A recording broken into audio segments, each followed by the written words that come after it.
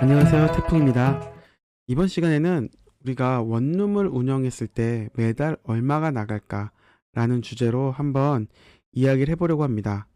사실 우리가 항상 수익형 부동산, 건물주 이런 꿈을 꾸잖아요. 그 이면에는 월세 소득에 대한 꿈이 있기 때문이죠. 그런데 월세 소득이 들어오는 것까지는 알겠는데 과연 매달 내가 이걸 운영했을 때 얼마나 나갈지 정확히 알려주는 곳은 별로 없더라고요. 저는 2016년부터 원룸을 운영했는데요. 그러면서 제가 매달 얼마가 나가는지 한번 기록을 해봤던 적이 있습니다.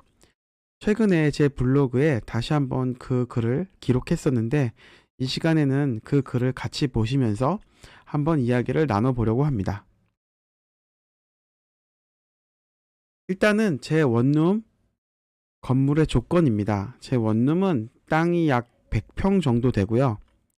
1층은 필로티 주차장, 2층은 전체 사무실, 3층에서부터 6층은 원룸, 투룸 또는 1.5룸 등으로 총 15세대로 되어 있습니다. 지역은 수원에 있고요. 제가 이렇게 말씀드리는 이유는 원룸에 들어가는 비용이 총 건물의 면적 혹은 땅의 크기 혹은 각 세대별로 다르기 때문에 여러분이 한번 기준을 삼아 보시라고 이렇게 드렸습니다. 그럼 매달 나가는 비용은 어떻게 되나요? 먼저 저희 원룸에는 엘리베이터가 있기 때문에 승강기 관리비가 있습니다. 승강기가 있다면 관리 업체에 맡겨야 되고요. 보통 관리비를 납부합니다. 대략 10에서 15만 원 정도인데요. 요거는 여러분들이 승강기 관리업체랑 어떻게 계약하느냐에 따라서 가격이 20만 원이 넘어갈 수도 있습니다. 어, 들어가는 부품에 대해서 관리비 내에서 전부 다 해결한다고 하면은 물론 한 달에 내는 비용이 높겠죠. 그렇기 때문에 여러분의 원룸이 좀 노후화됐다면, 다시 말하면 승강기가 노후화됐다면은 부품이 포함된 가격으로 계약을 맺는 것이 유리합니다. 또한 승강기 내부에 전화기가 있는데요. 이 전화기의 기본 요금이 약 5,000원 정도 합니다. 그 다음에 공용 전기세인데요. 승강기의 전기와 그 다음에 복도, 그 다음에 필로티 등에 들어가는 전기입니다. 여기서 한 가지 꿀팁을 드리자면 이 비용을 아끼려면은 일반용이 아닌 가정용 전기로 한전에 이야기를 해서 바꾸면 됩니다.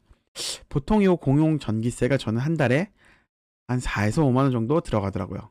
그 다음에 전체 세대 수도세입니다. 저희 원룸 건물은 이 수도세가 각 가정별로 나오는 게 아니라 전체적으로 한 번에 나옵니다. 여기서도 한 가지 팁을 드리면은 이게 전체가 나오기 때문에 하나로 하면은 수도세도 누진세가 있습니다. 그런데 실제로 저희 원룸 건물에 살고 있는 사람들의 전입세대 명단을 받아서 수도사업소에 전달을 하면은 누진세를 아낄 수가 있습니다. 왜냐면은 각각의 세대가 쓴 비용이기 때문이죠. 저는 요즘 이 비용이 한 20만 원 정도 나옵니다. 그 다음에 인터넷 TV 비용인데요. 이것은 뭐냐면은 저희 원룸은 전체적으로 원룸 전체에 인터넷이 가입되어 있고 또한 각 세대에 인터넷 TV를 볼 수 있게 가입이 되어 있습니다. 한 달에 약 20만 원 정도의 비용이 들어갑니다. 여기서 주의는 아니고 여기서 꼭 기억하셔야 될 게 우리가 집에서도 인터넷을 사용할 때 3년에 한 번씩 바꾸면 어떻게 되죠? 사은품을 받을 수 있잖아요.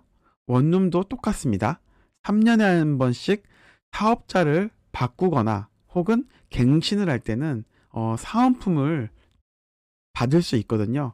근데 이게 집은 사업자를 바꾸는 게 좀 수월합니다. 예를 들어서 뭐 SK를 쓰다가 KT를 쓰다가 LG를 쓰다가 그런데 원룸은 바꾸려면 저 15세대 모두 방문해가지고 모뎀도 바꾸고 굉장히 귀찮아요. 그래서 사업자를 바꾸기보다는 3년 계약 만기 때 잘 협의를 해가지고 사은품을 받는 게 훨씬 효과적일 수 있습니다. 다음으로는 청소비인데요. 저희 원룸에서는 일주일에 3번 정도 오셔가지고 복도 청소하고 주차장 그리고 분리수거를 해주고 가십니다.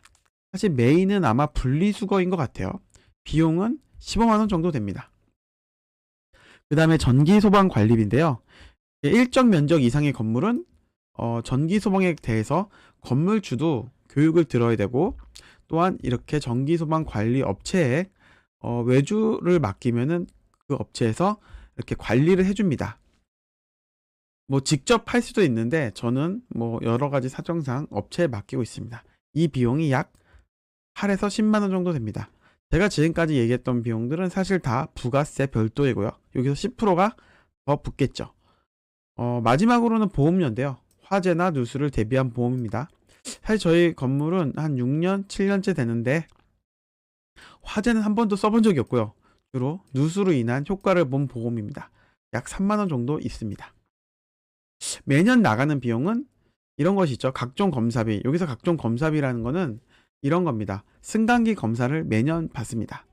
그 다음에 소방 전기 관련해서도 테스트 시험을 봤는데 여기서도 비용이 들어가고요. 그 도로에서 저희 원룸 건물까지 들어갈 때 인도를 지나가거든요.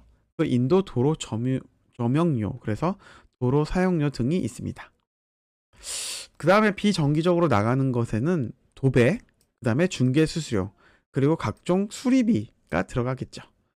여기서 이제 세금까지 얘기하면 너무 길어져서 그건 다음에 할게요.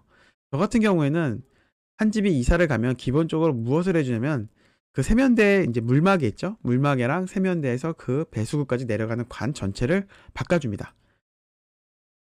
왜냐면 요거에 대해서 항상 컴플레인들이 좀 있기 때문에 요거 교체하는데 한 10,000원이면 교체하거든요. 보통 제가 직접 교체하고요.